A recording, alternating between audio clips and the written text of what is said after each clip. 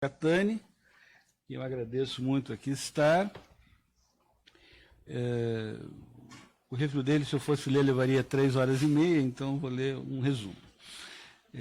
O Catani é doutor pela Universidade de Paris I, Pantheon, com pós-doutorado na École de Hautes Études de Ciências Sociais de Paris. Ele é professor titular de Sociologia dessa universidade, do Departamento de Pós-Graduação em Sociologia.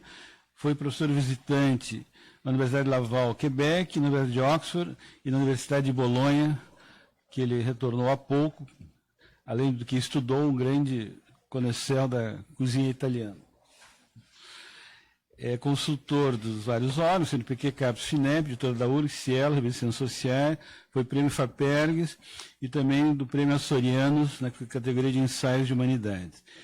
Ele é autor de uma vasta obra de artigos, livros, vários estão aí à frente, se quiserem, que foram publicados no Brasil, Argentina, Colômbia, França, Inglaterra, Itália, México e Portugal, e tem trabalhado sobre desigualdade socioeconômica, concentração da riqueza, justiça e inequidade, e o que ele não coloca no currículo, ele tem 3 romances muito interessantes que eu recomendo. Doutor Catani, muito obrigado.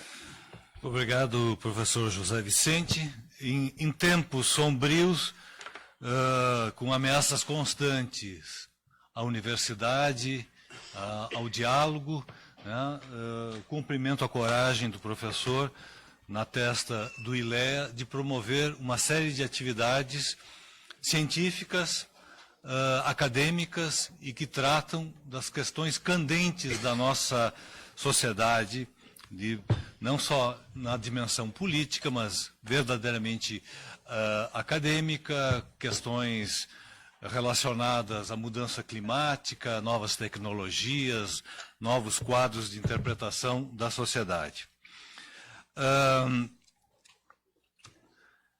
O assunto que eu vou tratar hoje é um assunto, no mínimo, controverso, né? Para quem conhece a minha produção, pode achar um tema um pouco extemporâneo, né, fortuito, e eu gostaria de situá-lo numa sequência de aprofundamento dessa temática, que começa justamente aqui no ILEA, em junho de 2017, quando houve um diálogo com o professor Elgio Trindade e o professor Leandro Barbosa, né, que hoje é professor em Juiz de Fora. O título era Fascismo no Brasil, uma possibilidade. Depois, como programação do PPGS Sociologia, né, organizado em junho do ano passado, nós organizamos um ciclo chamado O Mal Entre Nós, que contou com a presença do Dr. Jaime Betts, psicanalista, da professora aqui do IFCH, Célie Pinto, do Fernando Horta, da UNB, o Carlos Winkler, da Universidade de Caxias do Sul, e do defensor público, Carlos Guazelli, coordenador da Comissão de Verdade. E mais recentemente, em junho de 2019, nós participamos da organização de um evento no Clube de Cultura, que tinha o título de O Pesadelo Obscurantista, com Paulo César da Rosa e Célie Pinto. Primeira observação que eu faço, para incomodar um pouco o José Vicente, é que o título, embora eu tenha sido o criador, um subtítulo, melhor dizendo, ele é um subtítulo inadequado, e eu vou explicar por quê. Fascismo é uma palavra com múltiplos sentidos, né?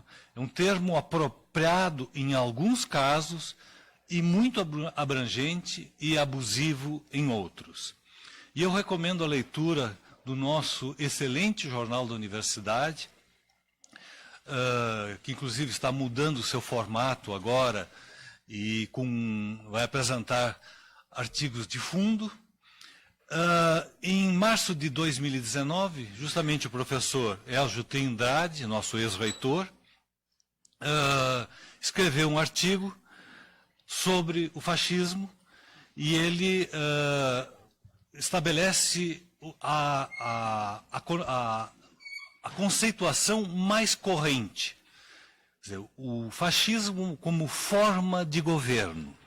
E ele diz literalmente, forma de governo excepcional do Estado capitalista com características únicas e irrepetíveis. Né? É ele concordando com o Atílio Boron, ex-presidente do Claxo, colocando assim, fascismo deve ser empregado para designar os acontecimentos na Alemanha, na Itália, na década de 30 e 40. Né? Então, uma forma de governo. A segunda acepção seria o fascismo como dando conta de uma relação específica de líder carismático e povo. Né? É o caso do Salvini, atualmente, da Lega Nord, na Itália, da Marine Le Pen, do Geert Wilders, que é o presidente do Partido pela Liberdade na Holanda, na extrema direita. E a terceira concepção, que é um pouco mais fluida, é de pensar o fascismo como um sistema de crenças. Né? E algumas pessoas trabalham com essa ideia que, né, é uma concepção de mundo e que corresponde ao domínio absoluto do neoliberalismo radical. Isso seria comprovado, né, na produção da Ayn Rand, né, do dito objetivismo, né, um egoísmo, uma ganância, uma avidez, uma misantropia e um individualismo extremado. Né, e a Ayn Rand é leitura obrigatória numa série de cadeiras nessa universidade. Eu não vou falar dessas três acepções. Talvez descontentando alguns, não vou fazer referência à identidade política de governantes, nem me referir aos resultados eleitorais recentes. Eu vou falar de um segmento altamente complexo de indivíduos com personalidades, mentalidades e, sobretudo, comportamentos que podem ser classificados como sociopatológicos. Então, o subtítulo correto para essa palestra seria Sociopatologias Contemporâneas. Nós vivemos em sociedades heterogêneas, com indivíduos heterogêneos. E essa é a minha frase essencial. Os níveis de inteligência social e moral são extremamente diversos. Né? Portanto, os comportamentos na sociedade também. Entre esses vários níveis de inteligência social e moral, tem um grupo de indivíduos que podem ser chamados de conservadores, pessoas autoritárias, supremacistas, intolerantes, extremistas, fanáticos, individualmente. Quando em grupo, tem uma dimensão política e que compete à sociologia tentar entender. Essa dimensão política pode ser classificada como proto-fascista ou neofascista. E aí seria fácil de identificar alguns personagens representando essa dimensão política. Né? Em parlamentares, ministros, né, autoridades, apresentadores de programas policiais de TV, cronistas de importantes jornais. E a questão que eu me coloco, é possível identificá-los, classificá-los. E a tia Odete?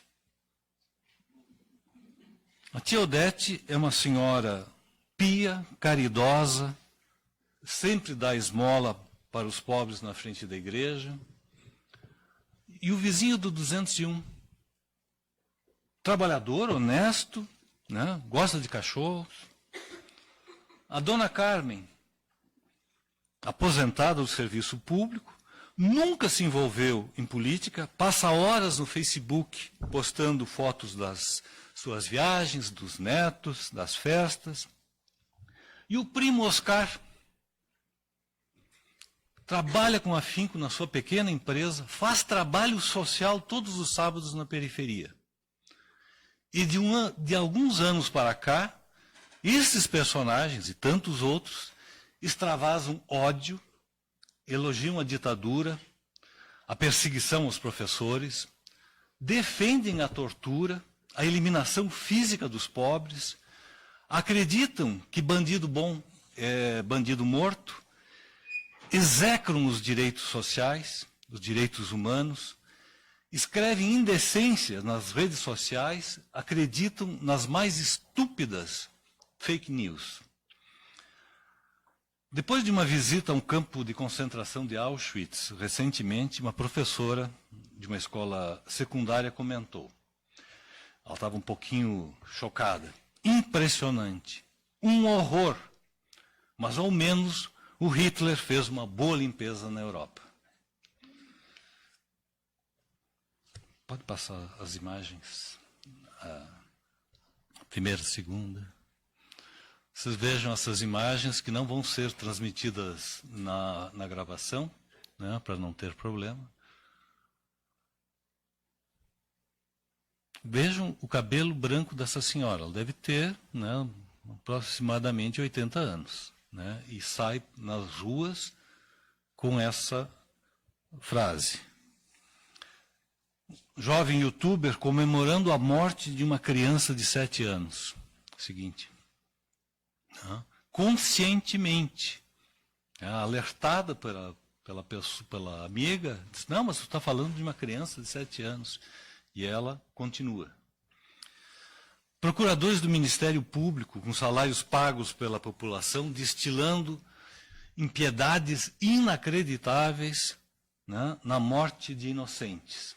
No dia do enterro da esposa do ex-presidente, o ofendem, fazem troça do seu sofrimento, sugerem que a trágica morte foi queima de arquivo, negam o caráter humano àquele que doentiamente perseguiam. Né? Algumas postagens nas redes sociais são tão indignas e criminosas que eu ficaria constrangido em reproduzi-las aqui. E vocês devem ter recebido várias nos últimos tempos. Como designar essas pessoas? Não aquelas pessoas mais conhecidas que, às vezes protegidas pelos cargos, pelo poder institucional, né, dizem, se comportam dessa maneira. Mas essas pessoas comuns, né, conhecidos, familiares, colegas, como designá-los? Pervertidos? Psicopatas? Loucos? Demônios? A dona Carmen não é uma psicopata. Não, não são loucos, não são monstros, são pessoas ruins, que em determinados momentos são a encarnação do mal. Elas extravasam malignidade. Assim, eu abandono o conceito fascismo por estar associado mais a uma forma de governo e uma relação líder, carismático e parte da população, substituindo o termo por mal. O mal como a síntese de manifestações de malignidade. O mal não é uma opinião, ele é um comportamento, é uma ação, ele é violência. O mal pode ser definido como forma degradada, desumanizada de sociabilidade. O mal não é uma instituição abstrata, uma política de Estado, embora possa ser também. Né? Ele existe e se manifesta concretamente nas pessoas. E aí, né, temos que reconhecer que nenhuma ciência social, pelo menos consegue, ou ciência social aplicada, consegue dar conta da análise desse processo. Nós temos que associar ciência política, sociologia, antropologia, psicologia, psicologia social, psiquiatria, psicanálise, né, e também a criminologia. Vamos chamar essas pessoas de doentes? Não. Né? Seria atribuir a origem a algo externo, eliminando a própria responsabilidade. Ah, está doente, não, está fora de si. Não é, não são doentes. Monstros, menos ainda. Né? Eu, inclusive, cometi esse erro de designá-los como monstros numa publicação da qual eu falarei depois, é equivocado. Né? Porque se nós chamamos essas pessoas de monstros, né, significa colocá-los fora da humanidade. Atribuir um caráter não humano, diabólico, né, que os isola radicalmente de nós e dispensa a interrogação sobre as condições que tornaram possíveis tais comportamentos. Essa questão central que eu tenho trabalhado, né, ver as condições de emergência desses processos malignos, né, e que não tem uma razão muito clara que já está identificada. Essas pessoas são pessoas normais, dotadas de tirocínio, de consciência, de valores morais específicos, mas ao mesmo tempo são seres malignos, são seres criminosos. E aí eu peço ajuda ao José Vicente. O crime é social, sempre. Né? Os criminosos são humanos e estão inseridos na sociedade. E por isso é necessário analisar a identidade e os comportamentos desses criminosos e, sobretudo, as condições, estou repetindo, analisar as condições que propiciaram a esses indivíduos fazerem apologia do crime e cometerem os crimes. Vamos ver assim quais são as explicações mais convencionais, habituais, sobre a emergência desses personagens. Bom, tem uma corrente, né, bastante antiga, que não está mais na crista da onda, que é estabelecer uma origem física, orgânica ou biológica. Né? Aí sim, trabalha como doença, loucura, delírio, algo passageiro, né, uma doença passageira, não é terminal. Mas essa é uma explicação fácil e sem comprovação. Existem distúrbios esquizoides, esquizofrênicos, né? Existe, aí, com todo cuidado ao dizer isso, uma personalidade criminosa. Se eu pegar aí a ideia do Cesare Lombroso, do criminoso nato, né? Porque por problemas físicos, biológicos, a pessoa pode estar completamente fora da normalidade. Mas esse é um percentual muito pequeno. Né? É 0, alguma coisa.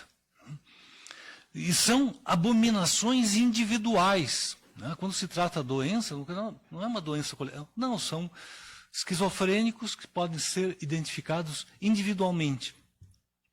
E a sociologia tem um compromisso de tentar entender comportamentos coletivos. Então, dá para abandonar completamente essa linha de interpretação. Tem uma segunda linha que é de razões situacionais. Né? E tem dois exemplos clássicos, né, de experimentos. O primeiro, na ordem, é o do Philip Zimbardo, da Universidade de Stanford, que em 1974 publicou O Efeito Lúcifer, né, que tem, inclusive, tradução em português. Ele pegou estudantes, né, e montou um cenário entre guardas e prisioneiros, todos fictícios. Né, e os guardas, obedecendo a ordens, né, e entusiasmados pelo seu poder, pela sua situação, né, se transformaram em carrascos, né, agredindo os também falsos prisioneiros, mas a agressão era real. Outro exemplo clássico é do Stanley Milgram, né, Submissão à Autoridade, de 74, e também num simulacro de experimento, um guarda dava choques elétricos num prisioneiro, né, obedecendo a ordens. E, de novo, imbuído da sua autoridade e poder, né, e orientado por um especialista, ele ia aumentando a dose até a pessoa gritar, ficticiamente, mas ele entendia que era... Bom, então, algo que foi impressionante, fez um escândalo, né? Inclusive os dois autores meio que desistiram do experimento, e eles queriam dizer que, em situação específica, as pessoas normais se transformam em carrascos. Isso é uma fraude total e absoluta. Os dois experimentos foram fraudulentos. Eles ficaram famosos, ganharam dinheiro, mas não tem nenhuma base científica. A terceira explicação, essa é mais complexa e contamina bastante ao senso comum e repetidamente aparece na grande imprensa e em comentários, inclusive, de autores que se imaginariam mais conscientes da sua limitação. É o conceito de banalidade do mal, né, consagrado ou forjado, né, pela Hannah Arendt no livro Eichmann em Jerusalém. O que é a Hannah? O livro é extraordinário, uma obra-prima de análise das condições de julgamento e sentenciamento de um criminoso. Mas a Hannah Arendt se perde no final do livro, né, e ela estabelece essa ideia que, um pouco próxima da submissão à autoridade do Milgram. Ela diz o seguinte: os carrascos são, muitas vezes, funcionários zelosos, cumpridores do dever. São peças de uma engrenagem maior. Né? São pessoas que estão numa situação, recebem uma ordem, e como elas não têm juízo moral ou social, elas obedecem. Então, seria a explicação tanto do papel do Eichmann como de uma infinidade de funcionários do regime nazista. Bom, aí é um equívoco total e absoluto. Né? Ela foi ludibriada pelo próprio Eichmann, ela assistiu uma parte do julgamento, né? E apesar do Eichmann ele próprio dizer algumas coisas, ela interpretou como quis.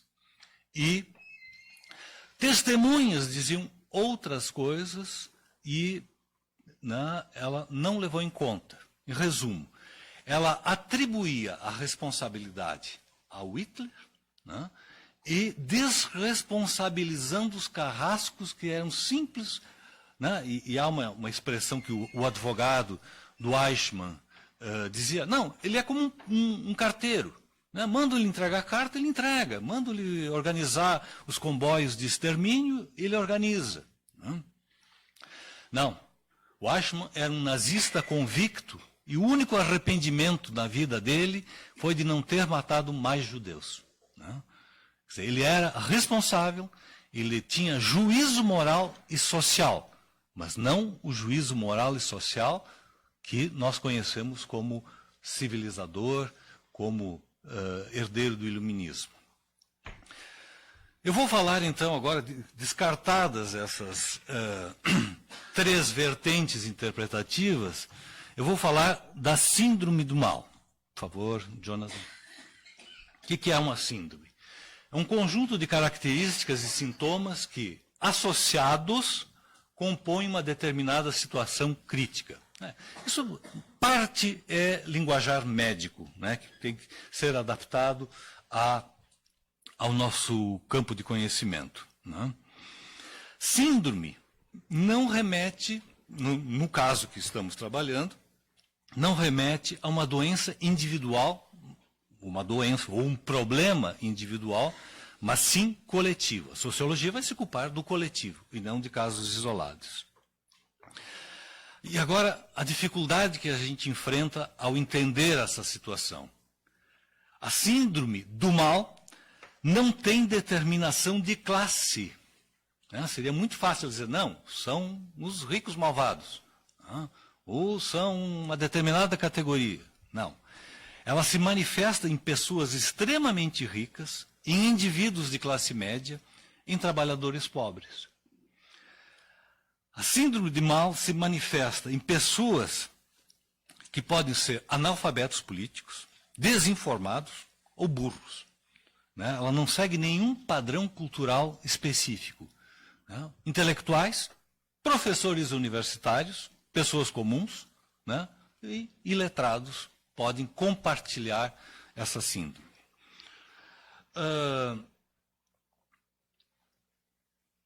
Eu tenho três referências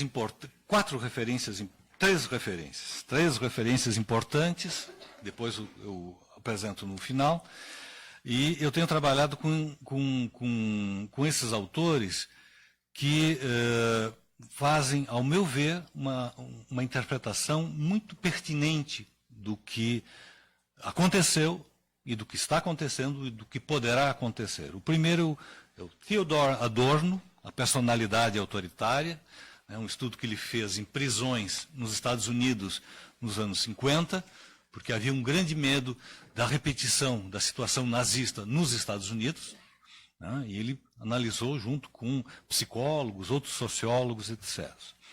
O Umberto Eco, né, que tem um texto extraordinário, o Fascismo Eterno, ou o Urfascismo, de 75, e o mais recente, que já está publicado no Brasil, de um professor norte-americano chamado Jason Stanley, Como Funciona o Fascismo.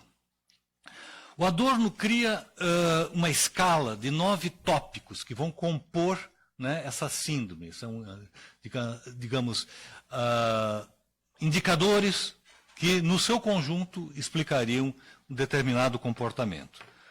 O Umberto Eco faz algo parecido, embora o ensaio seja muito curto, mas ele elenca 14 características, e o Stanley, 10 princípios. Né? E eles dizem assim, atendidos esses princípios, né, inclusive o Umberto Eco facilita, ele faz uma pequena equação, A, B, C, C, D, A, né, eu vou tornar um pouquinho mais complicado. Né?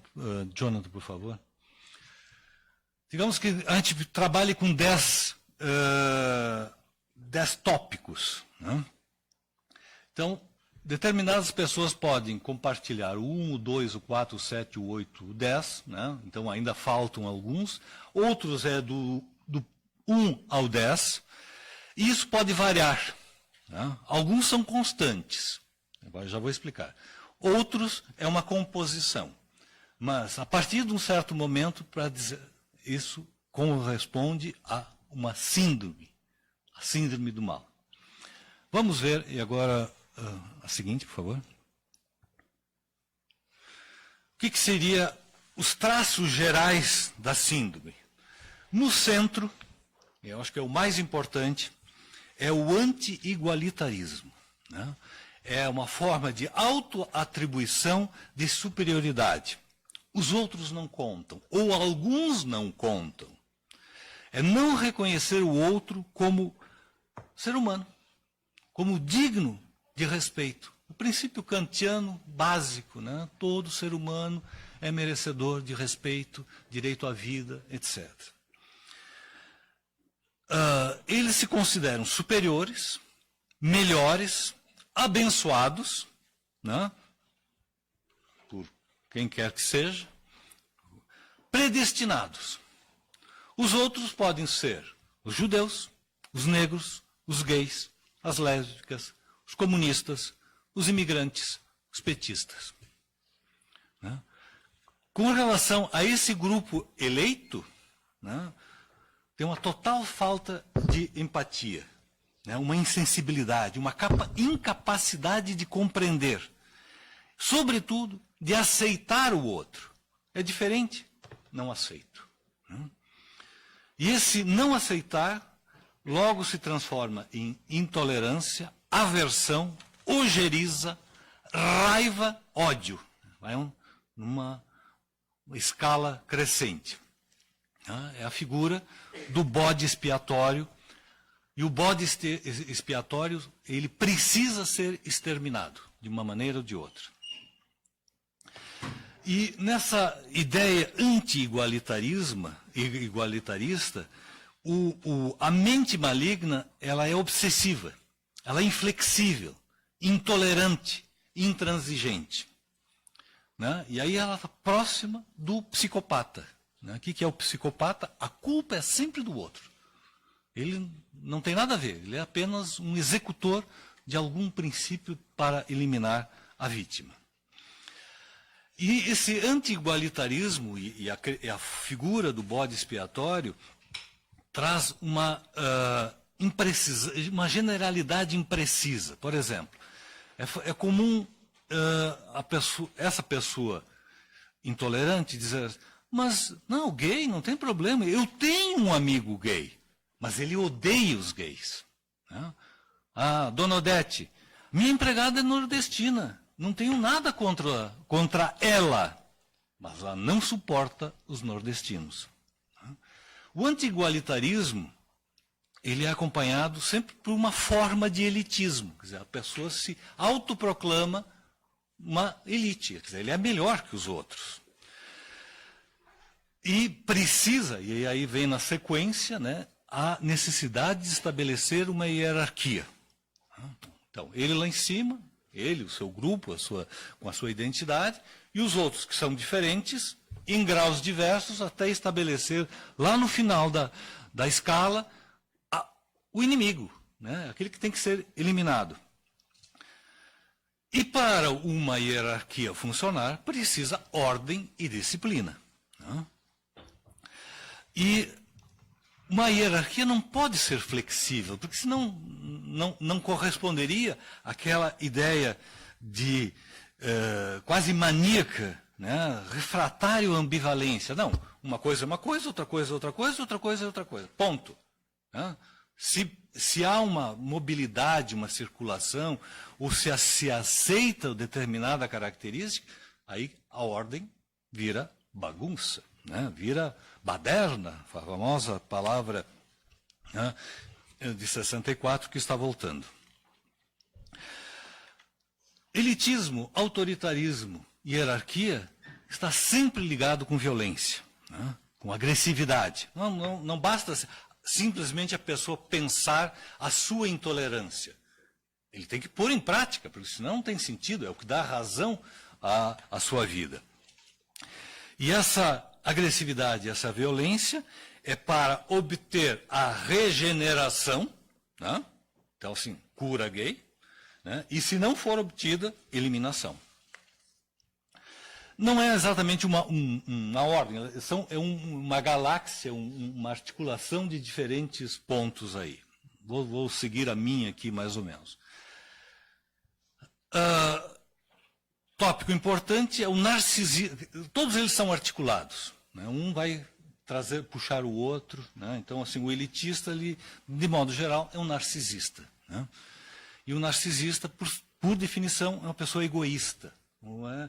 É a encarnação do individualismo extremado. Né? Não existe espaço para o outro. Não existe espaço para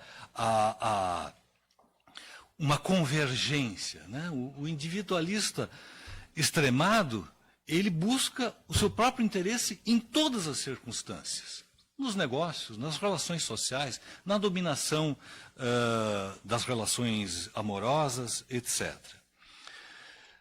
Importante, aí vocês vão entender porque a explicação da minha querida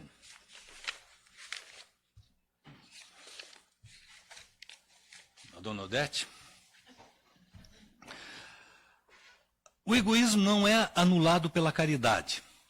A pessoa pode dar esmola na porta do supermercado, mas odeia o Bolsa Família. Odeia o pobre que exige respeito. O pobre precisa ser subserviente, mostrar reconhecimento, ser submisso. Né? Então, é uma ideia de falsa meritocracia, né? Que está associado a esse comportamento. Se der certo, né, se as suas ações derem certo, é mérito próprio. Né? Se der errado, é culpa do outro. É culpa do governo, é culpa da sociedade, etc. Na sequência, idealização da família. Esses personagens têm sempre uma visão idílica da família. Família entendida como composta de papéis fixos. Pai, mãe, né? Meninos e meninas, pronto. O pai provedor, a mãe recatada e do lar, os filhos respeitosos e obedientes. Né? O pai é uma autoridade incontestável em ambiente de suposta harmonia. Né? Ligado a isso, né, o quarto ponto, moralismo. Moralismo é a moral a ser imposta aos outros. Né? E uma espécie de fanatismo moral. Né? É sempre uma moralidade estreita, não é uma moralidade tolerante, não, é um moralismo estreito, estereotipado, discriminatório, seletivo. Volta de novo a ideia de elitismo. Né? E esse moralismo é ilustrado por uma aberração, né, tipo jabuticaba, que só existe no Brasil, que nós temos corruptos que são contra a corrupção. Né, e declaram isso. Né. Um outro ponto bem controverso, e não vou me estender, é a obsessão com a sexualidade. Né. E aí entraria, né, o aporte da psicanálise, que vai explicar que essa obsessão ela sempre é ligada com a insegurança, a perturbação com o próprio desejo. Então, ele tem que reprimir e ele não pode ser... Jonathan, se tu pudesse fazer a sequência aí de algumas... Só um comentário, né, da normalidade, né, é uma charge histórica do Santiago, né, do bom pai de família, né, respeitoso com os idosos, dá esmola para o mendigo e vai para o trabalho torturar prisioneiros durante a ditadura. Na sequência, a tropa nazista, né, um soldado matando mãe e criança, né, quase 80 anos depois, o carro da Marielle, né, que podia ter uma criança dentro, né, e foi fuzilada, na mesma lógica da imagem anterior, seguinte. Esse aí é Eldorado do Carajás. Não, Chacina da Candelária, de 93. Seguinte. Alemanha, março de 45. Seguinte é Eldorado do Carajás, 96. Essa personagem eu me recuso de dizer o nome, né, mas ela porta o bastão, né, de direitos humanos, né, vendido na Expo Inter. Por ali. Pula 1, 2, 3, 4, pula, mais um, aí. Né, obsessão com a sexualidade. Esse era o escultor favorito do Hitler, Arno Brecker, seguinte. Rodrigo Amorim, 140 mil votos no Rio de Janeiro. Pode voltar para 4 imagens. Aí, para aí. Sexto ponto, machismo, misoginia, não tem a ver com a imagem. Né? De novo, é uma derivação dessa obsessão com a sexualidade. De novo, isso aí é campo da psicanálise, né?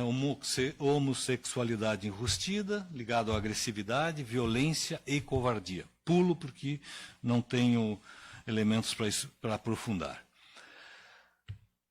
7. Medo, ressentimento, raiva, ódio, crueldade, sadismo e covardia. Vocês vejam que as coisas vão se engrenando. Né? Essa ideia, de novo, do elitismo, que é o desprezo pelos vulneráveis. E o desprezo pelas minorias. É o ponto 3 da escala F de fascismo, né? Que o Adorno destaca a agressividade autoritária, tendência de rejeitar, controlar e punir quem viola as normas convencionais. A hostilidade é sempre dirigida aos grupos minoritários e ditadas pelas boas razões. Né? A tia Odete, né, nunca manuseou uma arma, mas é a favor do porte irrestrito. E ela alega, tem que matar todos esses marginais. O 8, ponto que nos interessa particularmente, anti-intelectualismo, incultura e racionalismo. Né? Se manifesta claramente uma ojeriza à filosofia e à sociologia, né? Ou qualquer ars interrogandi, né? Qualquer ciência que interroga a sociedade. Né? Nesse ponto, existe o primado do agir sobre a reflexão, né? Não suportam o diálogo, a discordância. Né? Se houvesse, né, e tem casos, e já enfrentamos situações parecidas, né, de um grupo, uma conversa, uma palestra, né, um fascista na sala, um fascista, a encarnação do mal, ele não se atreve a discordar publicamente. Né, ele tenta sair, reunir um grupo e voltar para bater, não para debater, para bater. Né. E esse misto de anti-intelectualismo, incultura e racionalismo faz com que as pessoas sejam vulneráveis às fake news e às teorias da conspiração. E aí essa da incultura, acho que tem 3 imagens, né, se der para ler. A seguinte. Verás que um filho teu não foge à luta, com J. Fim da corrupção com a prisão dos corruptos. E a outra? Não, acho que é só essa. Não, mas tinha uma coleção. Essa é a manifestação contra a Judith Butler, né, que eles absolutamente não sabiam o que ela tinha escrito. Eles era um preconceito e uma ideia e foram lá. Não. No caso das... deixa eu ver a sequência. Não, pode deixar aí mesmo. Isso facilitado pelas redes sociais que comportam uma simplificação comunicativa. Né? E se fala acho que é um termo da psicologia social, se não me engano, da alucinose. O que é a alucinose? É uma distorção da capacidade de pensar. Né? A pessoa tem informação, sabe, né? Mas ela não conecta ou não quer conectar. Terraplanismo, né? Contra as vacinas. A vacina não funciona. Cientista da universidade, como é que vai dizer uma coisa dessa? Sabe que a Terra é redonda, mas, né, acaba se envolvendo em terraplanismo. O homem não foi à Lua. O aquecimento global é invenção. Né? Então é uma dissonância cognitiva, né? Uma incapacidade de pensar. Os fatos contam menos que as convicções. O ministro disse recentemente, né, o Brasil vive uma epidemia de drogas. Né? Centenas de estudos da Fundação da Oswaldo Cruz desmentindo o ministro e ele, não. O Brasil vive uma... Censurado. Aqui está arriscado também para ninguém...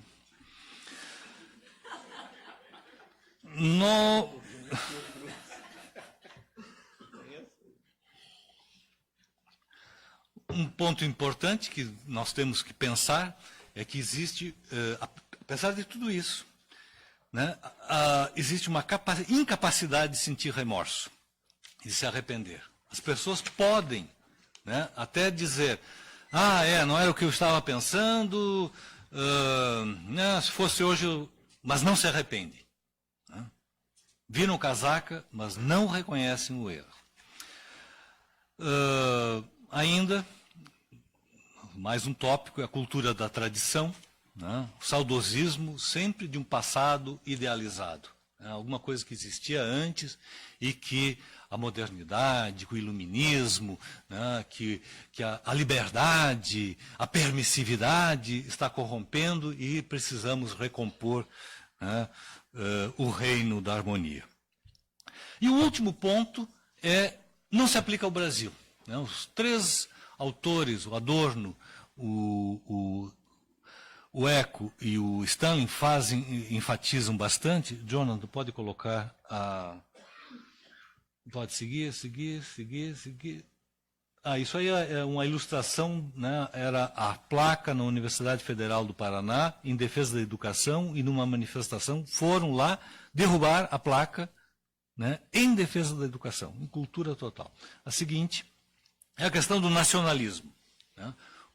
O fascismo clássico, esses comportamentos, né, que eu chamo como representativos da síndrome do mal, de modo geral, nos outros países está associado a essa ideia de tradição, de pátria, de nação. No Brasil, não. As manifestações colocaram claramente, até pelo valor simbólico de vestir a camiseta da CBF, uma entidade absolutamente corrupta, corrompida, corrompível, né? Criminosa, mafiosa, né? Adotar não a bandeira vai junto, mas a bandeira está sempre acompanhada pela bandeira americana, a seguinte também, né? Bom, não, tudo bem, volta. Nacionalismo, esse pessoal está louco para ir para Miami, né? Se não já está lá, né? Eles querem, estou indo para Portugal, mas basicamente a nação de admiração que se faz continência, né, são os Estados Unidos. Né? Então, assim, é um nacionalismo de fachada que não tem nada a ver. Então, esse é o ponto que não corresponde a esse conjunto de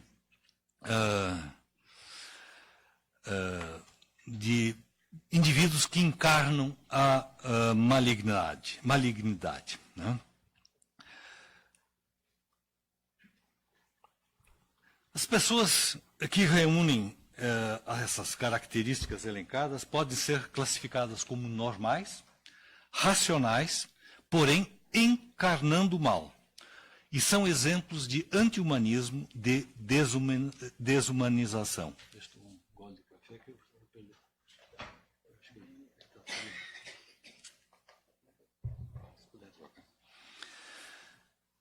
Ao que ele se contrapõe, né?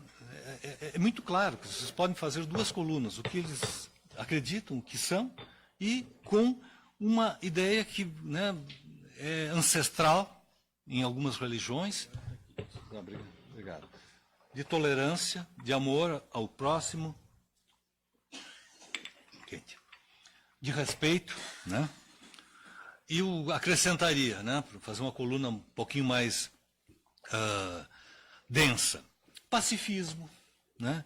Empatia com os outros, democracia, palavra gasta, mas que é importantíssima, né?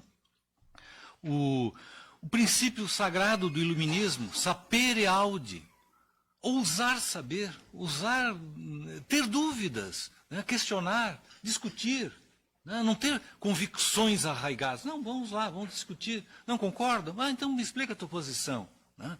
Vamos ver se tem outras explicações mais convincentes. Né? Do lado, agora eu vou fazer caricatura, do lado do bem, né? As pessoas não são machistas, né? Nem sexistas. De modo geral, não são autoritárias, ou não deveriam ser autoritárias. Né? E se são autoritários, não são ressentidos. Né? Durante anos de resistência à ditadura, nem os grupos extremistas mais radicais propuseram o assassinato político de dirigentes. Né? Cometeram seus erros horrorosos, né? Mas a ideia do assassinato político não era compartilhado. E hoje, muito menos ainda, quer dizer, tem toda uma corrente pacifista, né, que propaga, né, valoriza elementos civilizatórios de respeito à vida. Né? De modo geral, são pessoas resolvidas na sua sexualidade, seja ela qual for. Né? Que tem a ver, né, com os outros. Mas, sobretudo isso, pensando que estamos num ambiente acadêmico, de diálogo, né, querendo entender e não apenas crer. Né? Se era para crer, né, tem a igreja aí do outro lado da estrada, então lá é crença. E são legítimas também seus dogmas, sua fé. Qualquer fé é digna de respeito. Né? O que não é digno de respeito é a imposição de uma fé, né? E imposição, fazer um jogo de palavras, uma imposição de má fé. a ideia de pensar indivíduos com capacidade de transcender sua condição social, familiar, econômica, né?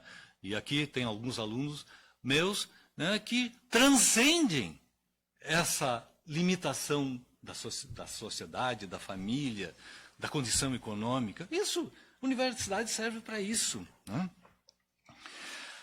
Voltando à outra coluna. Por que essas pessoas se manifestam dessa maneira agora? Porque elas têm quase uma predominância, elas não têm hegemonia, longe disso, mas elas se destacam. E aí eu vou ler um texto que, para mim, sintetiza a interpretação que faz a ponte entre as minhas pesquisas anteriores sobre concentração de renda e sobre esse momento trágico que nós vivemos.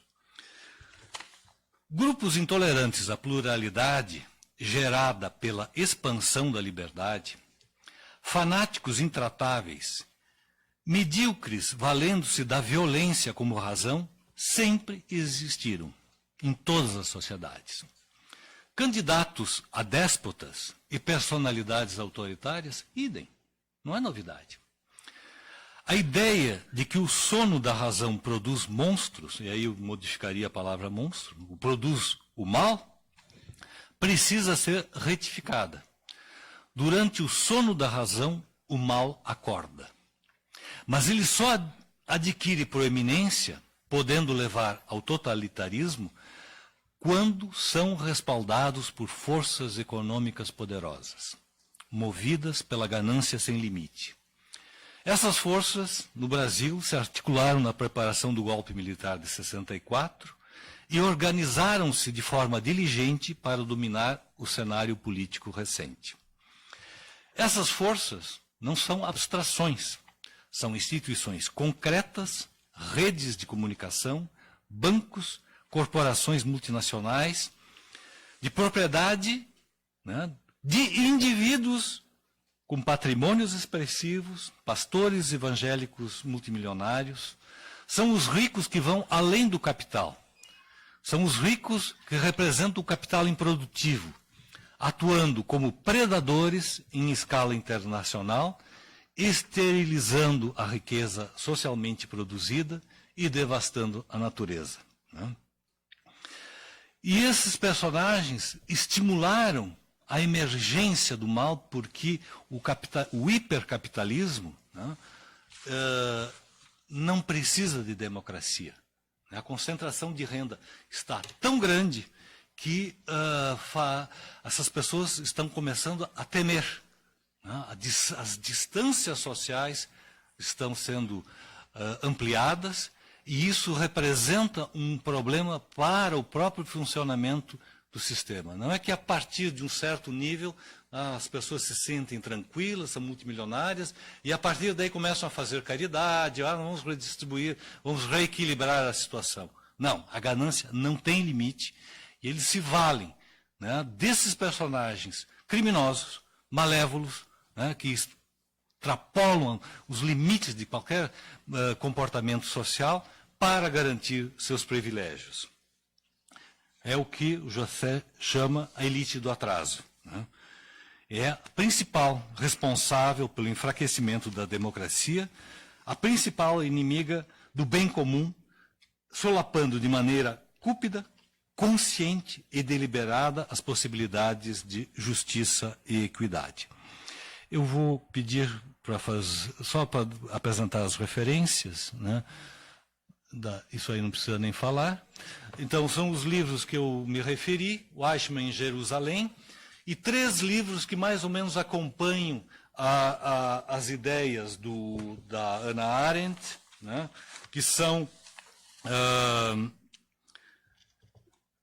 de autores ainda não traduzidos do Brasil, né, mas que colocaram essa ideia da banalidade do mal. A seguinte, a Hannah Arendt é contestada pelo Adorno, indiretamente, quer dizer, ele escreveu antes dela, mas acho que o primeiro lá foi premonitório. O Daniel Goldhagen, Os Carrascos Voluntários de Hitler, que é uma comprovação cabal dos erros do Davide Cesarini, Sendo Eichmann, né, um dos melhores, e da Bettina Stanghebnt, Eichmann antes de Jerusalém. O do Humberto Eco, 5 Escritos Morais, né, o Fascismo Eterno é um texto de umas 20 páginas. Do Jason Stanley, Como Funciona o Fascismo, e uma referência brasileira, O Ódio como Política, né, que é uma coletânea muito interessante que surgiu em 2019. Sequência. Aí eu vou fazer um pouco de propaganda. Eu escrevi, infelizmente de maneira premonitória, um livro, uma ficção em 2016, que trata do surgimento de uma liderança carismática, pragmática, fascista no Brasil, né? É ficção, mas tem algumas discussões interessantes, eu acredito. O Zé também. E a última, parte dessa discussão está nesse ensaio, é um curto ensaio, né, Justiça e Iniquidade, e eu terminaria com 2 perguntas, né? Sequência. Quem mandou matar? 541 dias sem resposta. E o mais importante, quem apoiou a morte? Obrigado.